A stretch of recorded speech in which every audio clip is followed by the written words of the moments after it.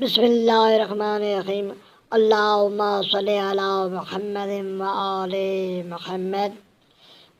آج کا ہمارا سبق اور ایک بہترین واقعہ، جناب حضرت عیسیٰ علیہ السلام ایک قبر کے پاس سے گزرے، کیا واقعہ پیش آیا؟ فرامین اہل بیت علیہ السلام کے مطابق کتاب تہذیب الاسلام حدیث میں ہے کہ حضرت حضور صلی اللہ علیہ وآلہ وسلم سے منقول ہے کہ حضرت عیسیٰ علیہ السلام کا گزر ایک قبر کے پاس سے ہوا۔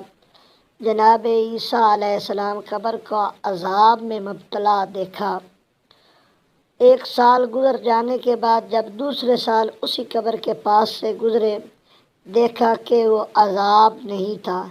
اس کیفیت کا سبب جناب حضرت عیسیٰ علیہ السلام نے پروردگار عالم سے دریافت کیا کہ اللہ کہ پچھلے سال میں گزرا تھا تو اس قبر پر عذاب آ رہا تھا اور آج اس پر عذاب نہیں ہے، تو حکم الہی ہوا، وحی الہی ہوئی کہ اس سال اس شخص کا ایک بیٹا نیک حد بلوغت کو پہنچ گیا ہے، اس نے ایک تو راستے کی مرمت کی ہے اور ایک یتیم بچے کو رہنے کا ٹھکانہ دیا ہے۔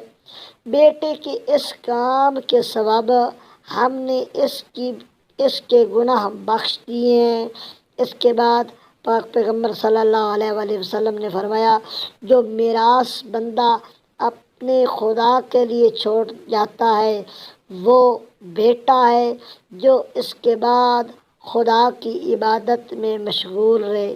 یعنی اولاد اگر نیک کام کرے، اولاد کی اگر تربیت اچھی کی ہو، تو والدین اگر دنیا سے گزر بھی جائیں تو اولاد کے نیک کام جو ہیں وہ والدین کے لیے باعث مغفرت بن سکتے ہیں۔ ہاں، اگر تربیت اچھی نہ کی ہو تو اولاد کے گناہ جو ہیں وہ والدین کے لیے عذاب کا باعث بن سکتے ہیں۔ خداوند متعال ہمیں فرامین اہل بیت کو صحیح طریقے پر سمجھنے اور اس پر عمل کرنے کی توفیق فرمائے۔ اللہم صلی علی محمد وآل محمد۔